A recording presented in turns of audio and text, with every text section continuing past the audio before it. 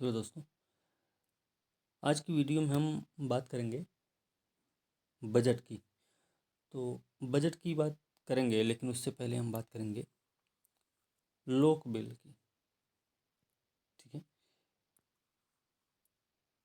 लोक बिल की हम बात करेंगे क्योंकि लोक वित्त के अंतर्गत ही हम बजट को पढ़ते हैं। ठीक है, लोक वित्त के अंतर्गत हम राजकोषीय नीति के बारे में पढ़ते हैं और राजकोषीय नीति के ही तीन प्रमुख घटक होते हैं, जिनमें से एक है बजट। इसी के बारे में हम पढ़ेंगे। राजकोषीय नीति की बात करें तो राजकोषीय नीति तीन घटक हैं। एक तो है बजट, दूसरा है कर संरचना, जो करारोपण जो बोलते हैं हम। ठीक है, और तीसरा है जो घाटा वाला सिस्टम होता है, बजट की घाटे की वित्तीय व्यवस्था। ठीक है, ये तीन घटक इसके होते हैं। अब हम बजट की बात करेंगे तो बजट में सबसे पहले हम बजट का परिचय देख लेंगे, फिर उसका प्रकार क्या है, फिर केंद्रीय बजट के बारे में पढ़ेंगे। केंद्रीय बजट जिसमें हम सार्वजनिक आय और सार्वजनिक व्यय के बारे में पढ़ेंगे। सार्वजनिक व्यय और सार्वजनिक आय के बारे में जब पढ़ेंगे ना, तो इसमें सार्वजनिक आय से संबंधित जब हम पढ़ेंगे तो इसमें राजस्व प्राप्ति और राजस्व व्यय पढ़ लेंगे। ठीक है, इनमें जो शामिल मदें हैं वो पढ़ेंगे। फिर कर और गैर कर राजस्व की बात हम कर लेंगे। सार्वजनिक व्यय के अंतर्गत हम बात करेंगे योजनागत व्यय और गैर योजनागत व्यय, जिसके बारे में हम बात करेंगे। ठीक है, आज हो सके तो इतनी ही बात हो पाएगी, क्योंकि वीडियो बहुत लंबी हो जाएगी तो दिक्कत हो जाएगी, है ना। और उम्मीद ये भी करते हैं कि इतना सारा कुछ सुनने के बाद, ये वीडियो देखने के बाद हमें नहीं लगता है कि कोई समस्या रह जाएगी या कोई संशय रह जाएगा आपको, आपके मन में, कि आप बजट को ना समझ पाए हों। ठीक है, इसी में अगर समय रहा तो घाटे की वित्तीय व्यवस्था भी देख लेंगे। बजट घाटा, राजस्व घाटा, प्रभावी राजस्व घाटा क्या होता है, राजकोषीय घाटा क्या होता है, प्राथमिक घाटा क्या होता है, कर संरचना के बारे में भी पढ़ेंगे। फिर हम कर संरचना में जैसे 4 प्रकार की कर संरचनाएं हैं विश्व भर में, तो उनके बारे में पढ़ेंगे। फिर अप्रत्यक्ष और प्रत्यक्ष कर के बारे में पढ़ लेंगे। ठीक है, फिर जीएसटी के बारे में भी देखेंगे। सरकार के द्वारा जो लगाए वसूले जाने वाले कर होते हैं केंद्र और राज्य के, वो भी देखेंगे। फिर हम कर सुधार, कुछ प्रमुख समितियाँ बनाई गई हैं, उनके बारे में भी बात करेंगे इसी चैप्टर में। ठीक है, ये सारी चीज़ें हम डिस्कस करेंगे। और लास्ट में जब आप वीडियो देख के फ्री होंगे तब आपको ये समझ में आएगा कि बजट से संबंधित कोई भी ऐसा पॉइंट नहीं है जो आपके दिमाग से छूट गया हो। कोई भी ऐसी चीज़ नहीं है रह गई है बजट से संबंधित जो आपको ना समझ में आई हो। ठीक है, ये पूरा का पूरा चीज़ आपको एक एक करके समझ में आ जाएगा। बहुत आसान भाषा में समझाएंगे और एक एक चीज़ को समझाएंगे। ठीक, तो सबसे पहले हम बात करेंगे राजकोषीय नीति की। ठीक है, राजकोषीय नीति क्या है भाई? अगर हम राजकोषीय नीति की बात करें तो राजकोषीय नीति होती है, ये इधर देख लीजिए, सार्वजनिक आय, सार्वजनिक व्यय, ये दोनों चीज़ें इसमें शामिल होंगी। सार्वजनिक ऋण,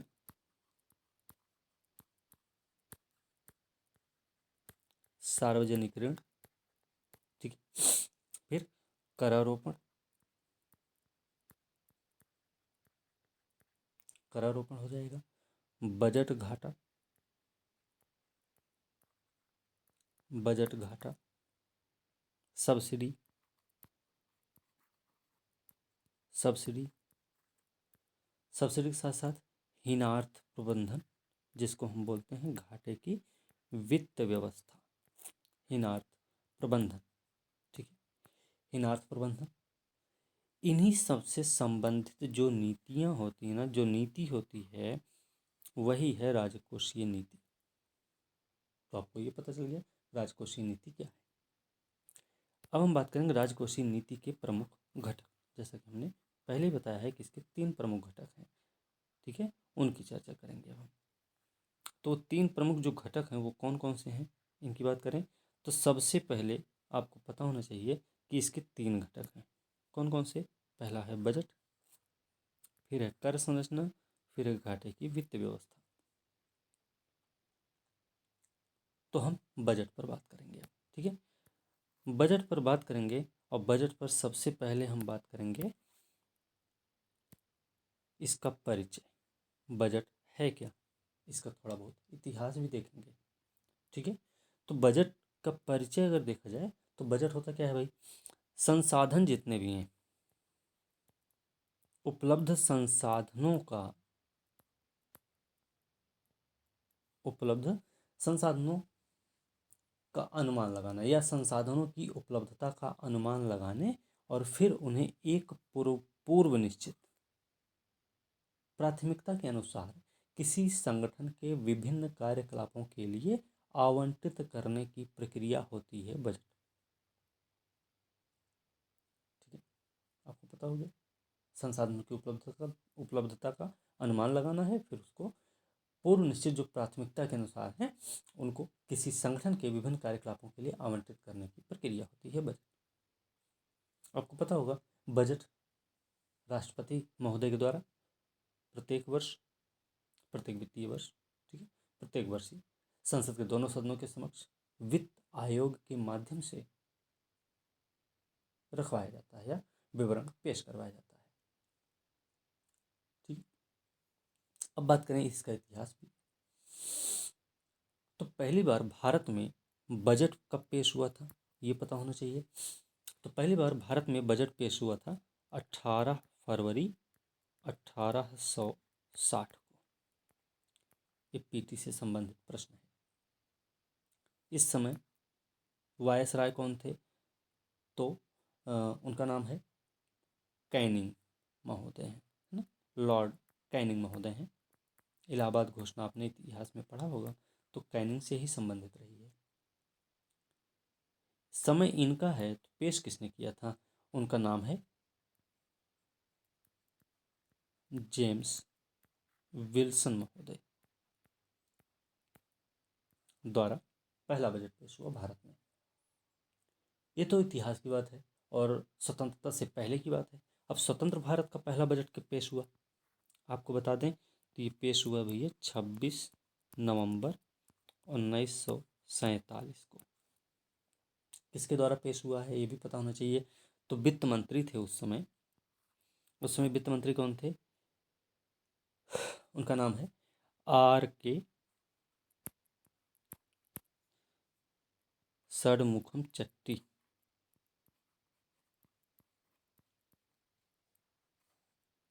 ठीक है, R.K. षणमुखम चट्टी।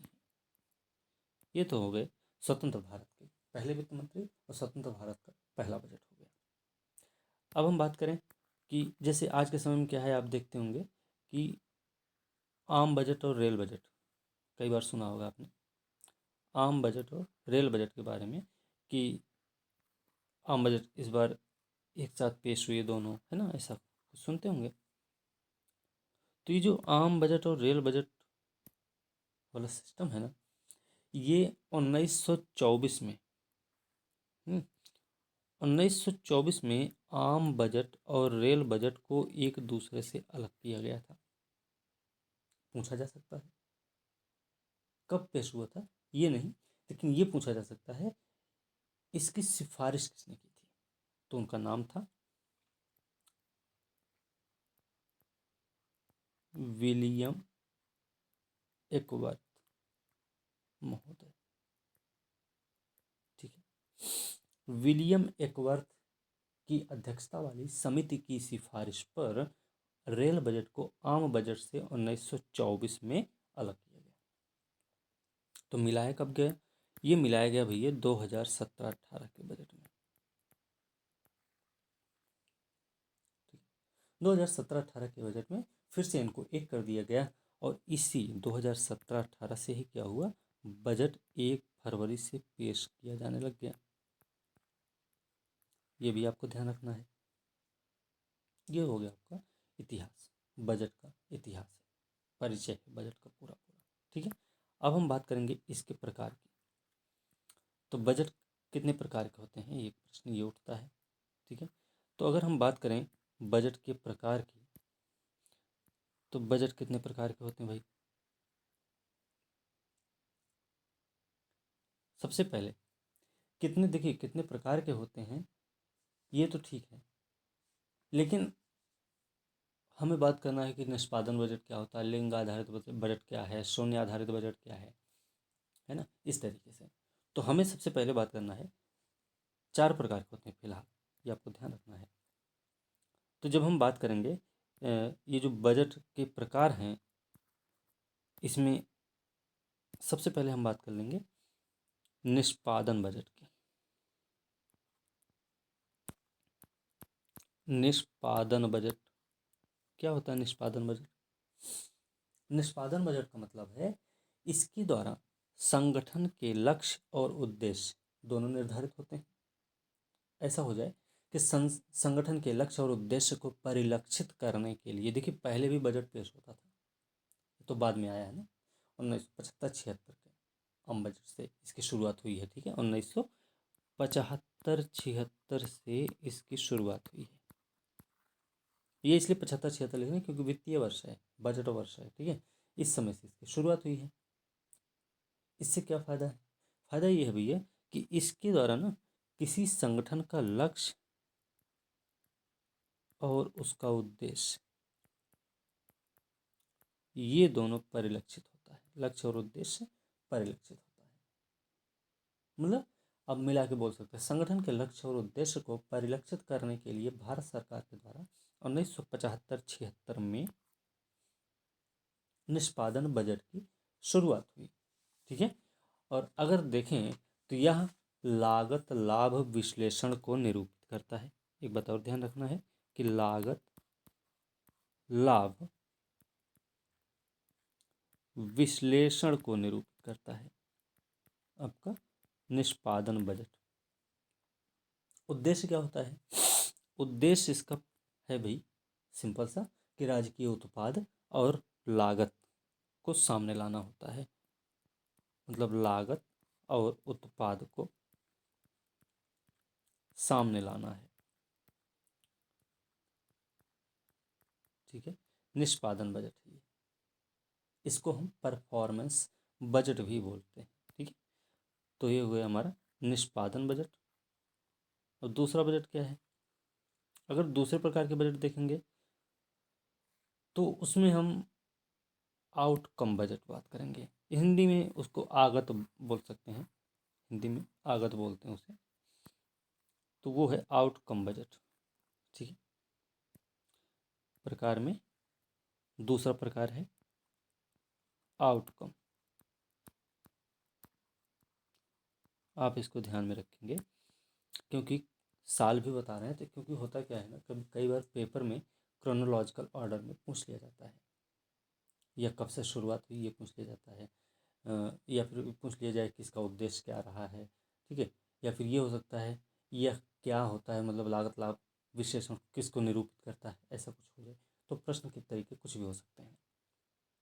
आउटकम बजट क्या भी, आउटकम के बजट की जब बात करेंगे तो ये 2005, कब? 25 अगस्त 2005। ठीक है, 25 अगस्त 2005 को अब पहला आउटकम बजट संसद में पेश हुआ था। ये बजट क्या अभी देखिए, इसमें क्या होता है ना, अगर बात करें कि सरकार के विभिन्न विकासात्मक कार्यक्रमों के परिणामों को प्रस्तुत करता है। एक प्रकार से इसको बोले ना, अगर बोला जाए तो ये रिपोर्ट कार्ड होता है भाई। रिपोर्ट कार्ड किसका है? तो रिपोर्ट कार्ड ये होता है विभागों का या मंत्रालयों का, किसी व्यक्ति का नहीं है। ठीक है, ध्यान रखना कि ये सरकार के विभिन्न विकासात्मक कार्यक्रमों के परिणामों को प्रस्तुत करता है। इसका प्रयोग क्यों करते हैं? इसका प्रयोग होता है सरकार की बजटीय प्रक्रिया में पारदर्शिता लाने के उपकरण के रूप में किया जाता है। ठीक है, तो इसका प्रयोग किसके लिए करते हैं? इसका प्रयोग अगर देखेंगे तो सरकार की जो बजटीय प्रक्रिया है ना, उसमें पारदर्शिता लाने के उपकरण के रूप में किया जाता है। ठीक है, अब तीसरा बजट, तीसरे बजट की जब हम बात करेंगे तो तीसरे बजट का नाम है शून्य आधारित बजट, है ना। तो तीसरा बजट हो गया शून्य आधारित, शून्य जीरो बेस्ड।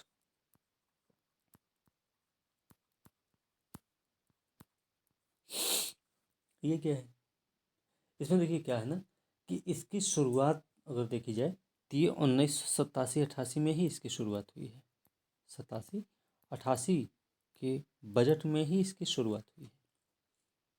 लेकिन आपको ध्यान रखना चाहिए कि बजट में शुरुआत हुई थी, लेकिन ये हमें ध्यान रखना है इसकी जो अवधारणा आई थी ना शून्य बजट की, वो 1970 के दशक में ही आ गई थी।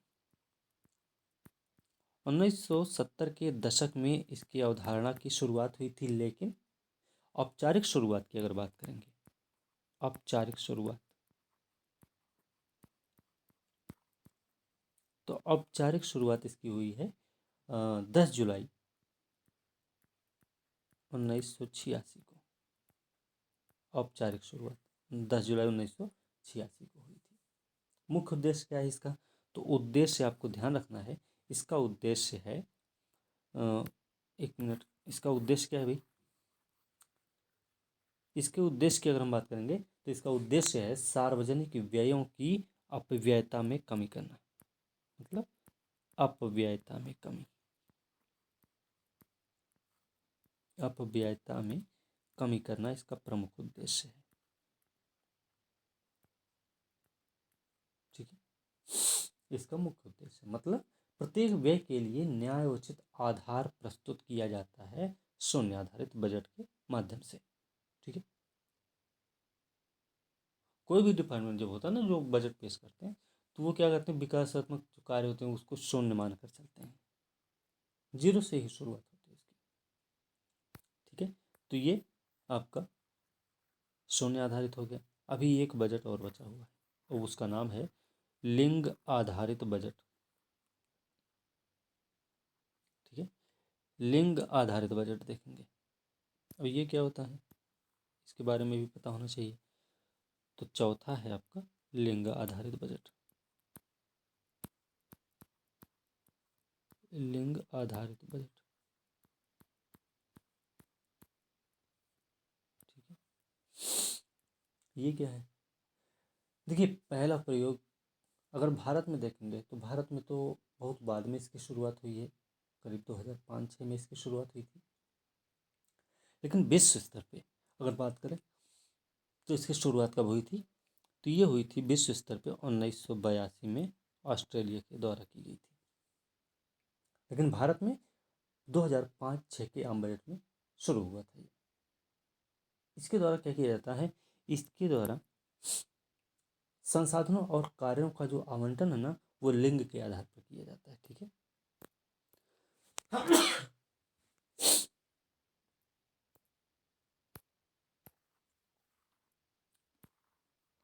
ठीक है, आपको ध्यान रखना कि ये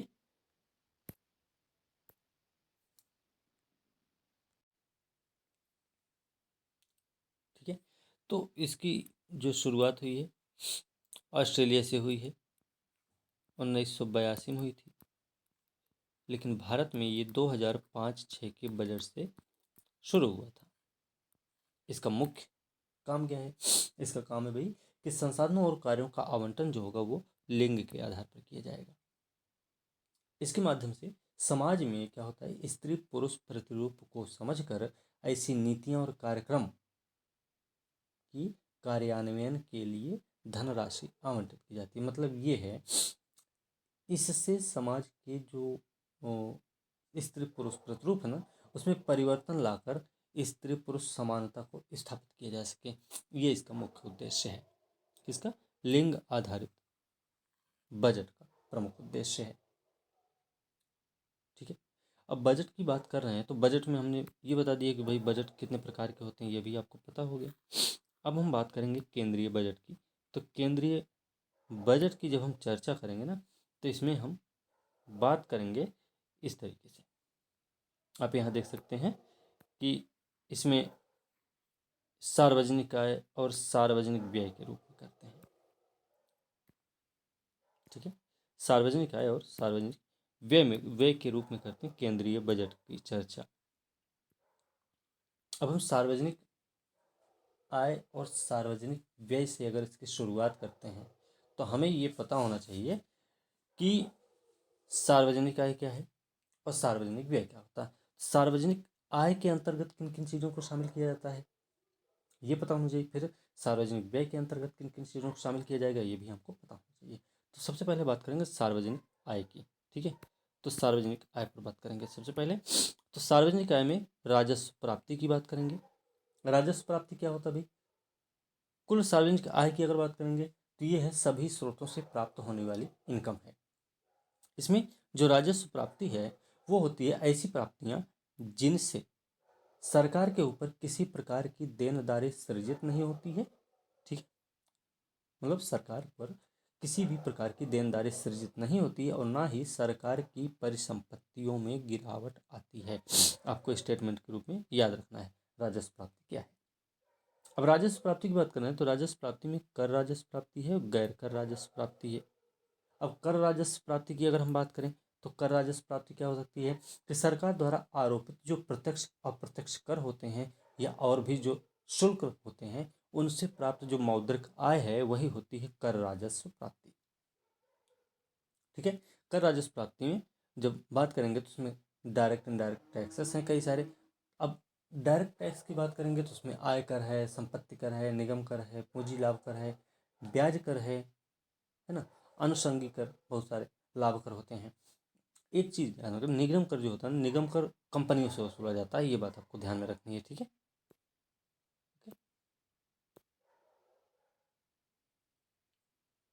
चलिए।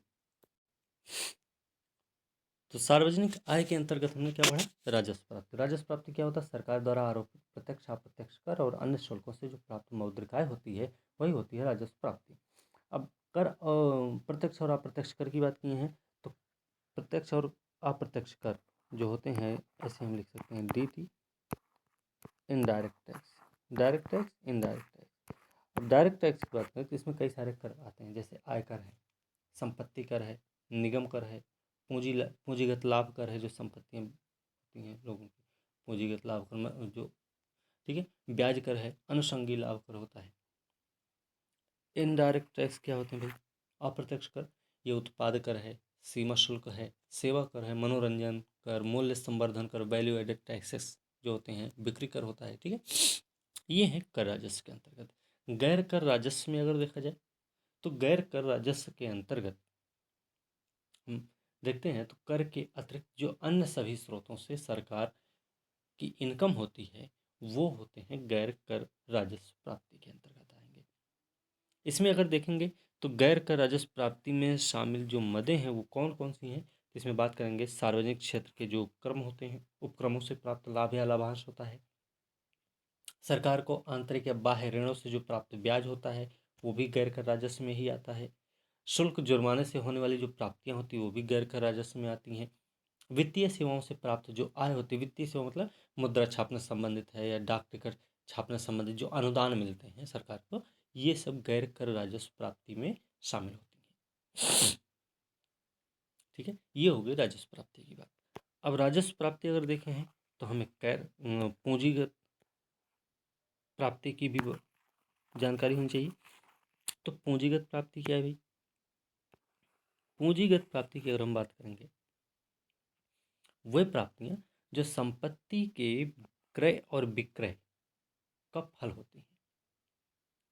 क्रय विक्रय नहीं, संपत्ति के विक्रय का फल होती हैं। इनसे सरकार की संपत्तियां कम होती हैं और देयता में भी वृद्धि आती है। अब जब कई बार अभी देखते होंगे ना कि जैसे कि ये वाली संपत्ति ये इनकी है, ये उनकी हो जाएगी। सरकारी संपत्तियां कई सारी हैं जिसपे सरकार क्या करती है उनको मतलब कि उनका सही ढंग से देखभाल नहीं हो पाता तो सरकार उसे किसी निजी व्यक्ति के हाथ में सौंप देती है, निजी कंपनी के हाथ में सौंप देती है देखभाल करने के लिए। ठीक है, तो इस तरीके से तो उसमें क्या होता है कर ये आपका जो संपत्ति के विक्रय का फल होती है, ध्यान रखना है। और इससे क्या होता है सरकार की संपत्तियां कम होती हैं ना, सरकार की संपत्ति कम होती है लेकिन उसकी देयता में वृद्धि भी होती है। ठीक है, तो पूंजीगत प्राप्ति में क्या क्या शामिल होता है ये हमको ध्यान रखना है। तो इसमें अगर देखेंगे इसमें सबसे पहली बात है विनिवेश, निवेश नहीं, विनिवेश, ऋण वसूली। ठीक है, ऋण वसूली है, आंतरिक बाजार है, आंतरिक बाजार उधारी विदेशी ऋण और सहायता, ये सब क्या पूंजीगत प्राप्ति है। भविष्य निधि जमा है, पेंशन फंड जमा है, अल्प बचत जमा है, लोक लेखा खाते की जो अन्य सारी प्राप्तियां होती वो है। सरकार द्वारा लिया गया आंतरिक और बाह्य ऋण होता है। और हमने गैर कर राजस्व प्राप्ति में क्या पढ़ा था, सरकार को आंतरिक बाह्य ऋणों से प्राप्त जो ब्याज होता है वो गैर कर राजस्व प्राप्ति में आता है। लेकिन पूंजीगत प्राप्ति में क्या मिलता है कि सरकार द्वारा लिया गया आंतरिक और बाह्य ऋण, ये पूंजीगत प्राप्ति होती है। ठीक है, तो हमको पूंजीगत प्राप्ति मालूम हो गई और राजस्व प्राप्ति भी पता हो गई। ये सारी चीज़ें आपको पता हो गई। अब बात करेंगे सार्वजनिक व्यय की। सार्वजनिक व्यय क्या है भाई? सरकारों द्वारा, देखिए सरकार के द्वारा क्या होता है, सरकारों मतलब कि राज्य की सरकार हो या फिर केंद्र की सरकार या फिर दोनों ही हो। तो राज्य और केंद्र सरकारों के द्वारा लोगों की सामूहिक आवश्यकताओं की पूर्ति के लिए किए जाने वाले जो व्यय होते हैं वही होते हैं सार्वजनिक व्यय। स्वास्थ्य पर खर्च होता है, सेवा पर खर्च होता है, सुरक्षा पर खर्च होता है, चिकित्सा शिक्षा पर खर्च होता है, उनके पोषण पर खर्च होता है, पैसा सरकार खर्च करती है। तो ये सब क्या है, ये कुल सार्वजनिक व्यय है।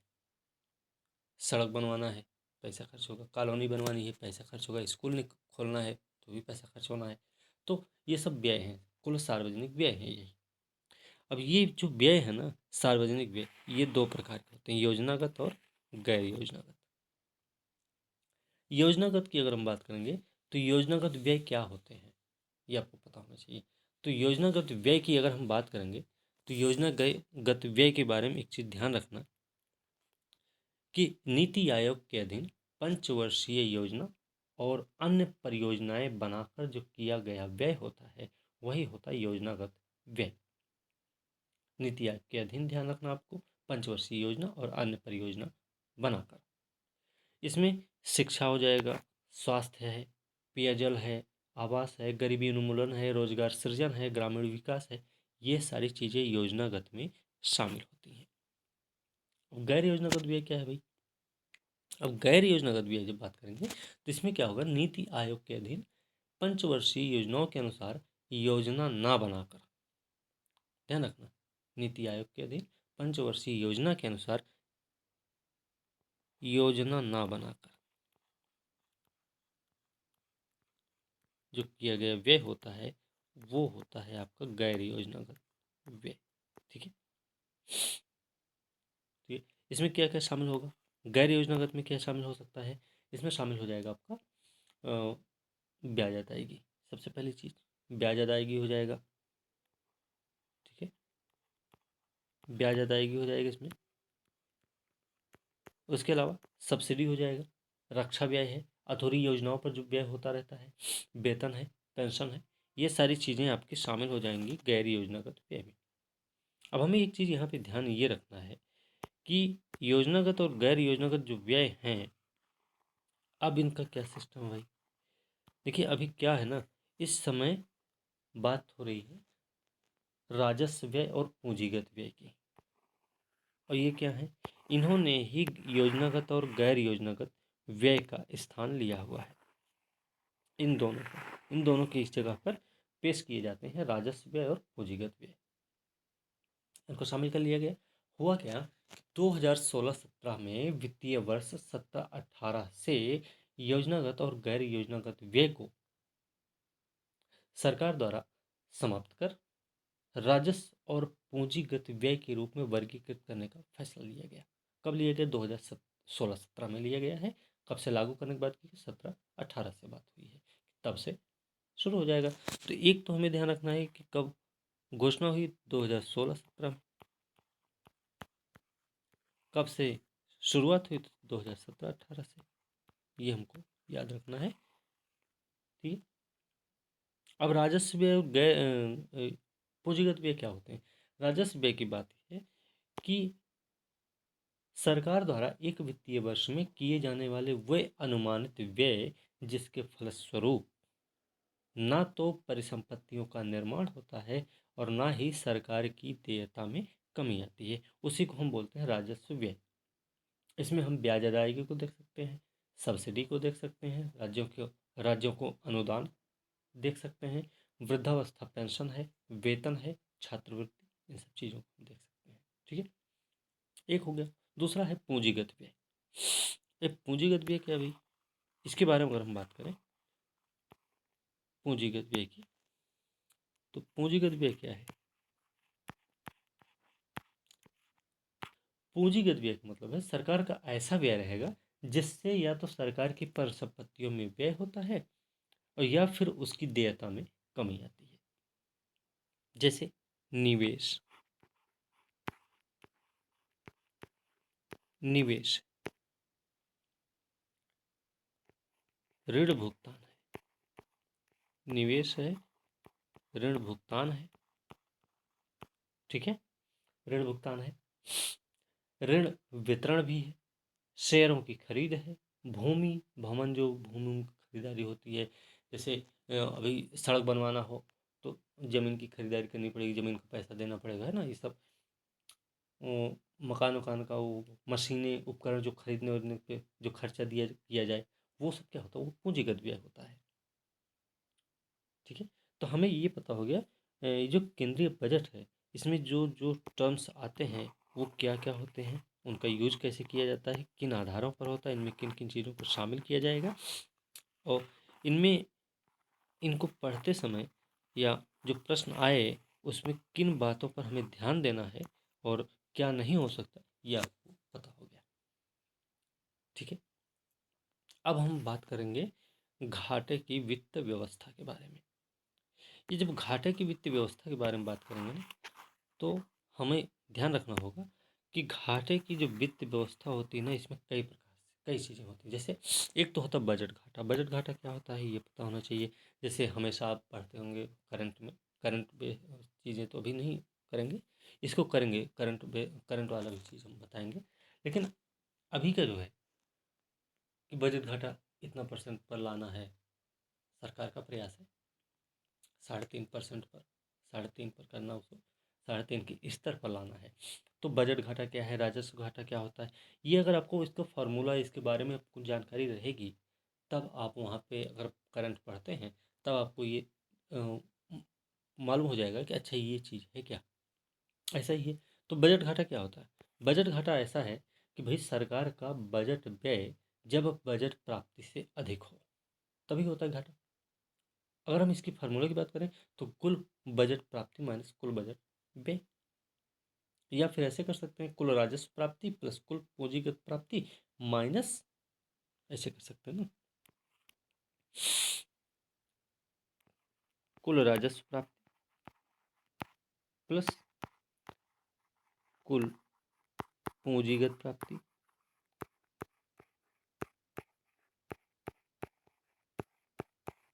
माइनस कुल राजस्व व्यय, राजस्व व्यय प्लस पूंजीगत व्यय, कुल पूंजीगत व्यय। ध्यान रखना, ये आपको पता होना चाहिए। ये हो गया आपका बजट घाटा। राजस्व घाटा क्या भी, ये भी आपको पता होना चाहिए कि राजस्व घाटा किसे कहेंगे। मान लीजिए कभी ऐसा सवाल आ जाए कि राजस्व घाटा का निम्न में से क्या अर्थ है, तो आपको पता होना चाहिए। तो राजस्व घाटा का मतलब क्या है? राजस्व घाटा है पूंजीगत प्राप्ति और व्यय को इसमें शामिल नहीं किया जाएगा। मतलब पूंजीगत प्राप्ति और व्यय को इसमें शामिल नहीं करना है, राजस्व व्यय और प्राप्ति को इसमें शामिल किया जाता है। किसको किसको शामिल किया जाएगा? देखिए, पूंजीगत जो प्राप्ति और व्यय है उनको नहीं शामिल किया जाएगा, बल्कि इसमें सिर्फ और सिर्फ शामिल होगा तो क्या, राजस्व प्राप्ति और व्यय, ये शामिल होगा इसमें। राजस्व व्यय में से राजस्व प्राप्ति को घटाने पर प्राप्त होता है राजस्व घाटा।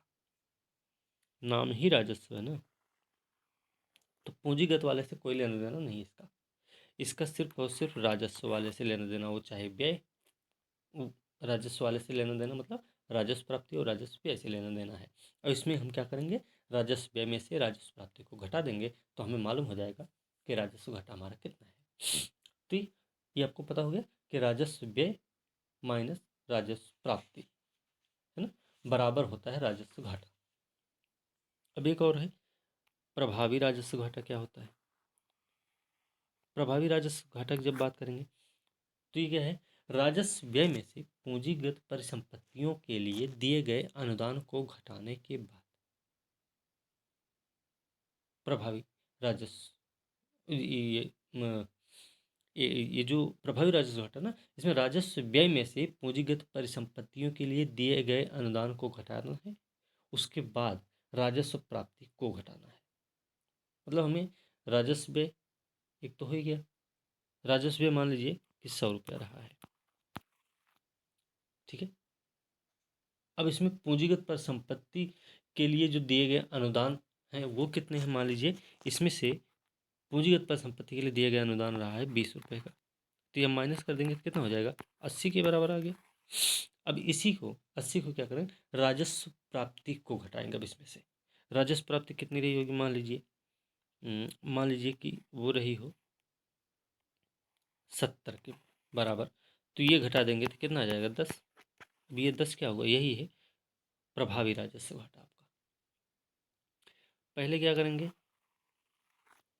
राजस्व व्यय 100 रुपया था, 20 रुपये हमने पूंजीगत परिसंपत्ति के लिए जो अनुदान दिए गए उसको घटा दिए, उसको घटाने के बाद हम फिर क्या किए, घटा दिए राजस्व प्राप्ति को, फिर हमें पता प्राप्त हो जाएगा प्रभावी राजस्व घाटा।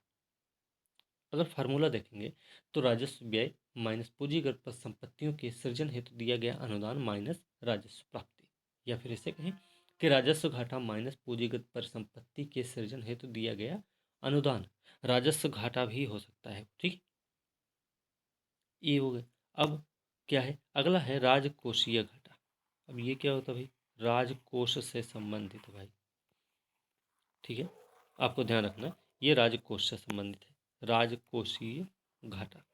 अब ये क्या होता है, अब इसमें देखिए कुल सार्वजनिक व्यय में से उधार और अन्य देयताओं को छोड़कर, कुल सार्वजनिक व्यय में से जो हम उधार या अन्य देयता रही उनको छोड़ दिया जाए, तो कुल सार्वजनिक आय को घटा दिया जाए। मतलब कुल सार्वजनिक व्यय में उधार अन्य देयता को घटाना है, नहीं उसको छोड़ देना है,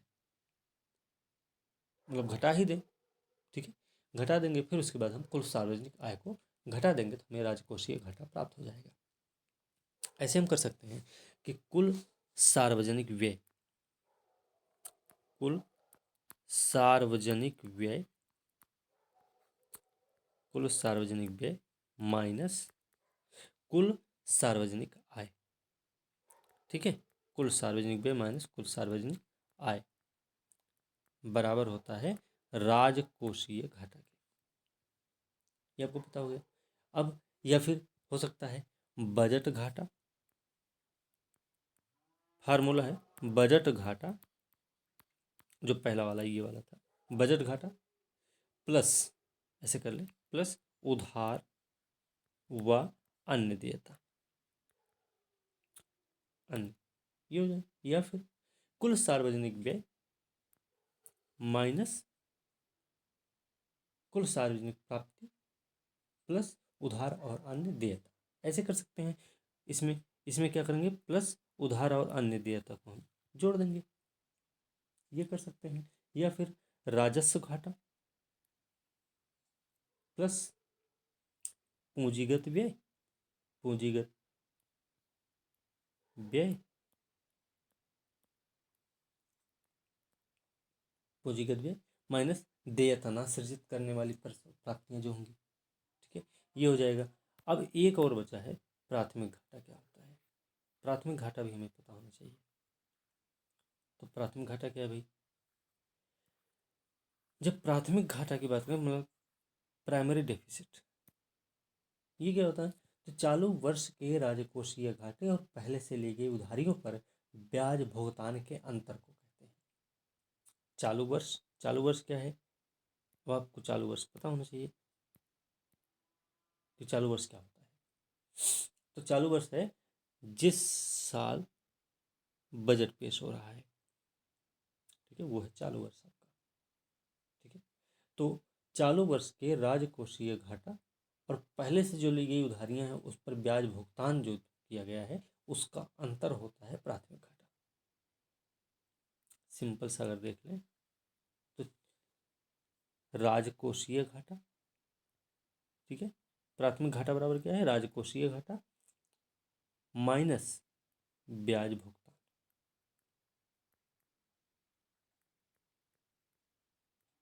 ठीक है, राजकोषीय घाटा माइनस ब्याज भुगतान ही होता है प्राथमिक घाटा। ठीक है, ये बात आपको ध्यान रखनी है। अब बात करेंगे कर संरचना पर। कितने प्रकार की कर व्यवस्था है विश्व में, इसकी बात करेंगे। तो ये 4 प्रकार की विधियां हैं। कौन कौन सी? प्रतिगामी है, प्रगामी है, आनुपातिक है, अवक्रमित है। ठीक है, तो करारोपण की जो विधियां हैं, तो करारोपण की विधियां क्या होती है कर संरचना में? करारोपण विधि क्या होती है कि किसी भी अर्थव्यवस्था में सरकार द्वारा स्वयं के पक्ष में, ध्यान रखना, स्वयं के पक्ष में किसी नागरिक से उसकी आय, संपत्ति या उसकी आर्थिक गतिविधियों पर लगाए गए कर को वसूले जाने की प्रक्रिया होती है करारोपण की विधि। वही होता है करारोपण। तो करारोपण कई प्रकार का है, 4 प्रकार का है। प्रतिगामी होता, प्रतिगामी मतलब रेग्रेसिव। रेग्रेसिव टैक्स सिस्टम क्या होता है ये? प्रतिगामी का मतलब होता है कि कर की दर आय में वृद्धि के साथ घटती जाए। मतलब जैसे जैसे इनकम बढ़ेगी, जैसे जैसे आय बढ़ती रहेगी ना, वैसे वैसे कर की जो दर होगी, कर की दर जो होगी ना, वो माइनस होगी, घटती जाएगी। इसका मतलब एक चीज़ ध्यान रखना है, ये समस्या इसमें यहाँ पे ये आएगी कि जो कर का भार होगा ना, वो निर्धन वर्ग पर अधिक पड़ता है। प्रतिगामी वाले में कर का भार निर्धन वर्ग पर अधिक पड़ता है। आनुपातिक या प्रगामी क्या है? प्रगामी वाले में बात करें, प्रगामी इसको प्रगतिशील बोलते हैं। प्रगतिशील क्या है इसमें? इसमें आय की वृद्धि भी होगी और कर की दर में भी वृद्धि होगी। आय में वृद्धि हो रही है और कर में भी वृद्धि हो रही है भाई, कर में भी वृद्धि हो रही है। इसको अगर देखा जाए ना, ये न्यायशीलता के सिद्धांत पर काम करता है। कौन? प्रगामी या प्रगतिशील वाला जो कर सिस्टम है, ये न्यायशीलता के सिद्धांत पर आधारित है। मतलब इसका जो वास्तविक भार होता है ना, वो निर्धन पर नहीं, धनी पर ज्यादा पड़ता है। ठीक है, तो याद रखना, प्रगामी या प्रगतिशील जो टैक्स प्रणाली है, टैक्स सिस्टम है, ये न्यायशीलता के सिद्धांत पर आधारित है और इसका भार हकीकत में देखा जाए तो धनी वर्ग पर अधिक पड़ता है, निर्धन पर कम पड़ता है।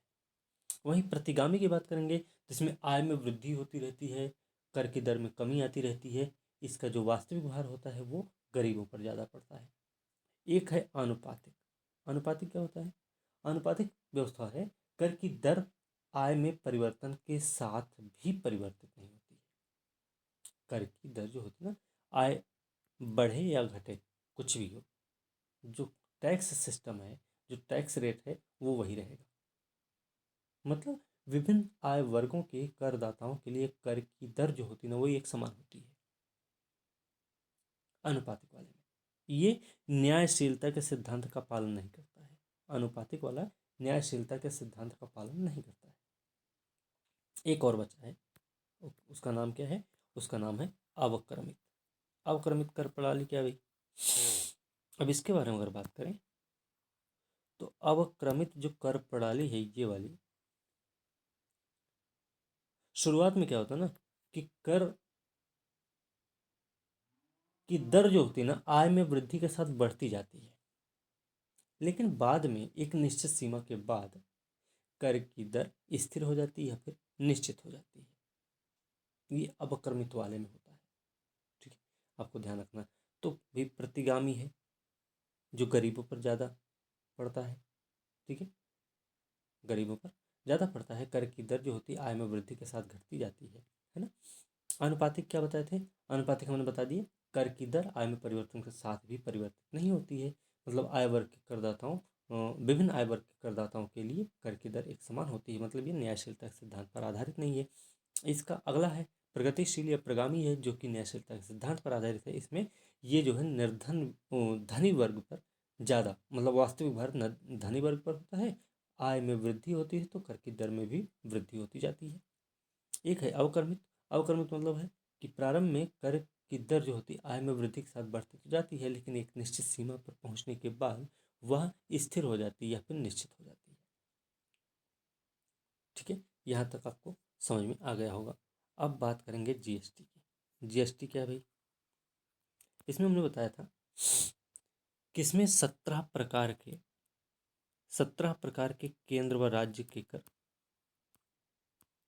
केंद्र राज्य के कर और 22 प्रकार के उपकर शामिल हैं। कैसा सिस्टम है?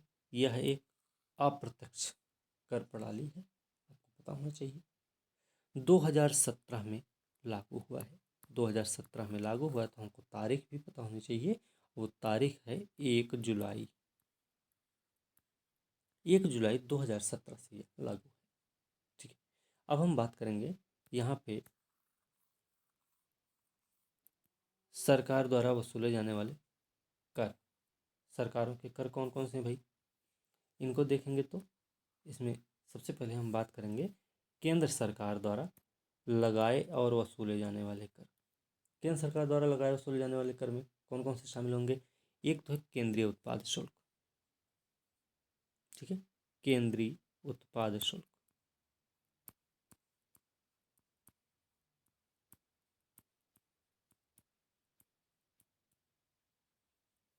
ठीक है, केंद्रीय उत्पाद शुल्क एक हो जाएगा। दूसरा उत्पाद शुल्क। उत्पाद शुल्क जो प्रसाधन दवाइयों पर होता है। एक होता है अतिरिक्त उत्पाद शुल्क। अतिरिक्त उत्पाद शुल्क विशेष महत्व की जो वस्तुएं होती हैं। फिर एक होता है अतिरिक्त उत्पाद शुल्क जो कपड़े की वस्तु पर होता है। फिर एक होता है अतिरिक्त सीमा शुल्क होता है।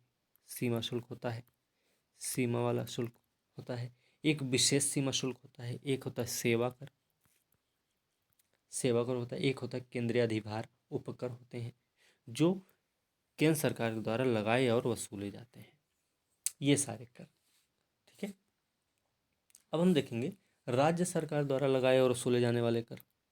जब राज्य सरकार द्वारा लगाए और वसूले जाने वाले कर पढ़ेंगे तो इसमें हम कई सारी चीज़ें देखेंगे। जैसे सबसे पहले तो हम बात करेंगे इसमें राज्य वाले में कि राज्य वैट। सबसे पहले राज्य वैट।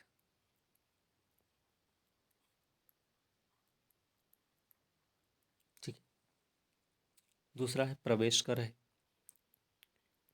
प्रवेश कर है। केंद्रीय बिक्री कर है। केंद्रीय बिक्री कर है। केंद्रीय बिक्री कर है। ठीक है, विलासिता कर है। विलासिता कर है। मनोरंजन कर है।